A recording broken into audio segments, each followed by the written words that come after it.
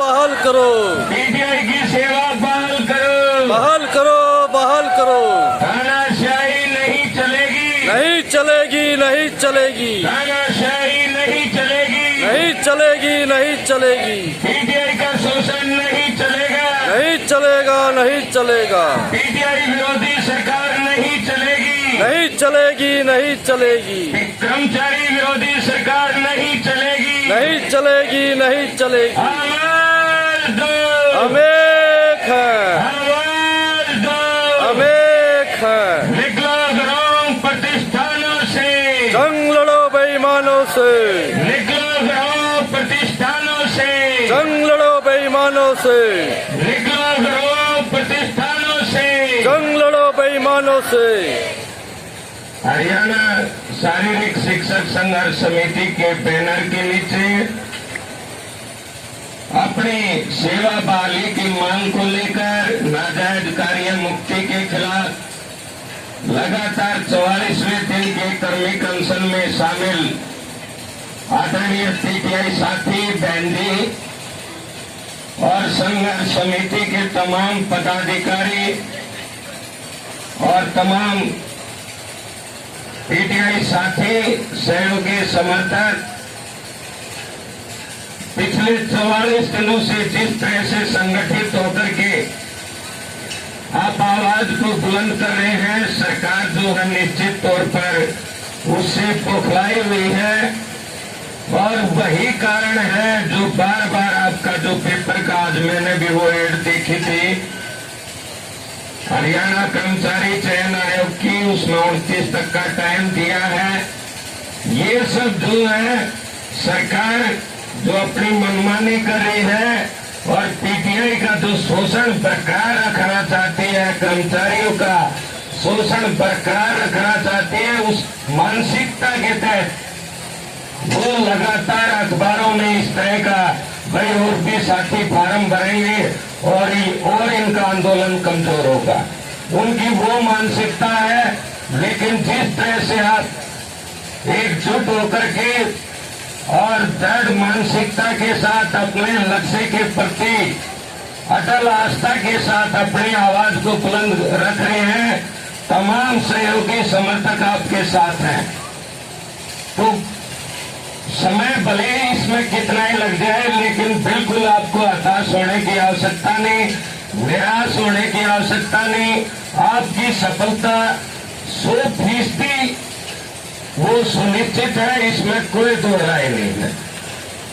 आप सभी जानते हैं अभी तक तो आपका जो है खाप पंचायतें और छोटे मोटे मारे जिसे वो प्रयास कर रहे हैं। आज आपके बीच में सर्व कर्मचारी संघ के प्रदेश अध्यक्ष भी और राष्ट्रीय नेता भी कर्मचारियों के आदरणीय सुभाष लांबा जी भी पहुंचे थे। अभी आपके शस्त्रागार में जो ये सत्याग्रह का शस्त्रागार है, इसमें अनेक जो है अचूक अस्त्र पड़े हुए हैं।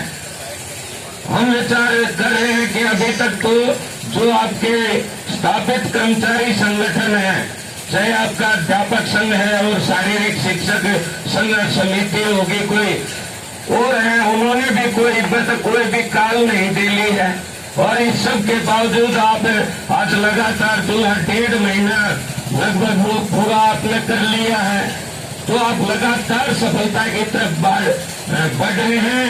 आप लोकतांत्रिक हिंसक और शांतिपूर्ण ढंग से बढ़ रहे हैं, यही आंदोलन का तरीका है। साथियों, आपके बहुत बड़े बड़े ये अचूक अस्त्र लगाओ। आपका जो भी संगठन है, जो साथी हैं, जिन्होंने अभी अपनी काल करनी है, अपना आंदोलन को तेज करना है, वो तो अभी सब कुछ पेंडिंग है। और जिस समय ये होगा तो ये सरकारें इनका जो वार है वो सह नहीं पाएगी निश्चित तौर पर। और हम तो राजनीतिक अब साथी कई कहते हैं, मैं सुनता हूँ यहाँ भी बार भी सुनते हैं कि भाई सरकार सुन नहीं रही, सुन नहीं रही, सुन नहीं रही। भाई सुनेगी कैसे? आज जो सरकार में बैठे लोग हैं वो भी स्वतंत्र नहीं है।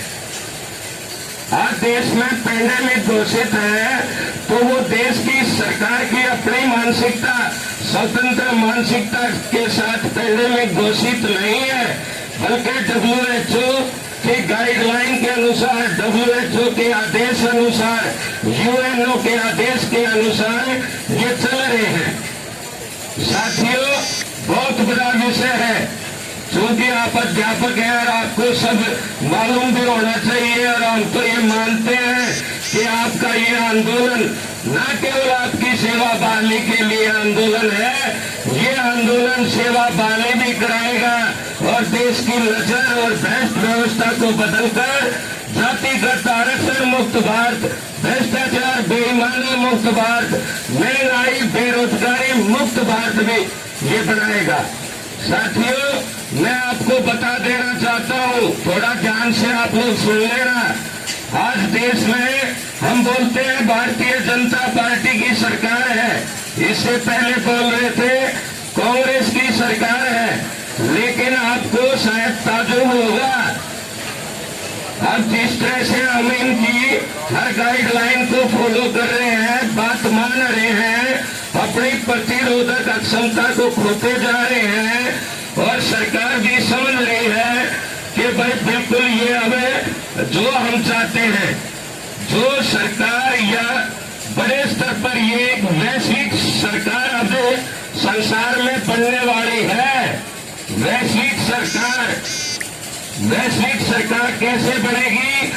UNO से बनेगी, जो UNO में है, वहां से जो है सारे राष्ट्रों का एक अध्यक्ष होगा, कुछ मंत्री होंगे, और जो ये आपकी वैक्सीन चल रही है ना कोरोना की, इस कोरोना की वैक्सीन के अंदर एक माइक्रोचिप डाली जाएगी, और वो माइक्रोचिप में ऐसी जो माइक्रो लग गया तो उसको माइक्रोस्कोप से ही हम देख सकते हैं, जैसे वायरस को हम माइक्रोस्कोप से देख सकते हैं इस कोरोना को। तो वो माइक्रोस्कोप हम सब भारतवासी नहीं, संसार के सब इंसानों में, महिलाओं में, पुरुषों में वो चिप डालनी है, और उस चिप के माध्यम से सबको कंट्रोल रखना है। ये तो एक बहुत बड़ी साजिश है, इसलिए मुझे ये कहते हुए बिल्कुल कोई संकोच नहीं हो रहा कि देश की जनता को लॉकडाउन की इन कथित पाबंदियों के खिलाफ, चाहे वो मास्क लगाना है, चाहे वो सैनिटाइजर लगाना है, चाहे सोशल डिस्टेंस है, आप क्या समझते हैं? आप इतने दिन हो गए आप सोशल डिस्टेंस का पालन नहीं कर रहे और ये बोल नहीं रहे, क्यों नहीं बोल रहे? आप क्या सोच रहे हैं? सरकार आपसे डर रही है? नहीं, वो मान रहे हैं कि इनको इसमें नहीं छेड़ना। वास्तविकता तो हमें इनको मेन गुलामी की तरफ डालना है, जैसे शिक्षा का इन्होंने कर दिया ऑनलाइन, आदमी को आदमी से तोड़ना है, कोई आवाज को बुलंद ना कर सके, कोई आवाज को ना उठा सके।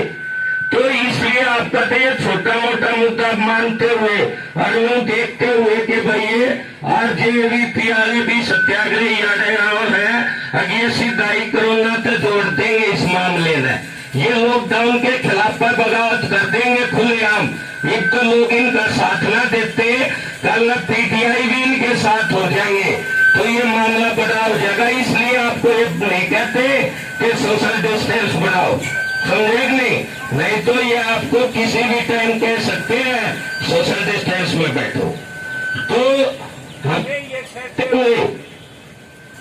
ये कहते हुए बिल्कुल संकोच नहीं हो रहा। अगर जो देश की जनता, देश के बुद्धिजीवी अपने आने वाली संतान को, अपने जीवन को बेखौफ आजाद रखना चाहते हैं, गुलामी से मुक्त रखना चाहते हैं, गैर जरूरी बंदिशों से मुक्त रखना चाहते हैं, तो उन्हें इस कोरोना की साजिश को समझ करके लॉकडाउन की व्यवस्था के खिलाफ भी, मास्क आदि के खिलाफ भी आंदोलन करने को तैयार रहना चाहिए। आज आपके बीच में मैंने मेरे ख्याल में महीना भर तो दाव हो गया होगा, महीना भर आपके बीच में लगभग हमें भी होने वाला है। मिट्टी से उस रात को रहे भाई मास्टर जी विकास मलिक शौचालय साफ करने के लिए वो सर्फ और वो लिया था, तो हमारा जो साथी सुखविंदर गर्व है मगारा तड़के नाड़ता ही साबुन भूले, तो उसने सर्फ में मट्टी लगा करके रोड रगड़ दिया। आज का ही मैं आपके बीच में बैठा हूँ, ना तो मेरा कोरोना लग लिया, ना मेरे हिसाब से आपका लग लिया, और एक भी इनकी जो भी गाइडलाइन नटी है हूँ इसमें भी नहीं रहे। लॉकडाउन में घर भी बंद नहीं रहा। मेरा घर से मेरा ऑफिस लगभग 300-500 मीटर की दूरी पर है। रोजाना मैं गया, 1-2 बार पुलिस वाले ने टोका, अर्जी आप लोग हो रोजाना आ जाओ हो, मगर देख भाई वो तो मेरा घर है, ये मेरी बैठक है, मेरा है रोज का काम, और तुम भी रोजाना रहोगे।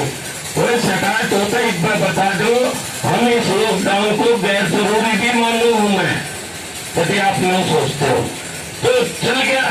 अब क्यों नहीं ये सब कुछ कर सके, मेरे पर भी जुर्माना कर सके हैं, जेल में भी ले जा सके हैं।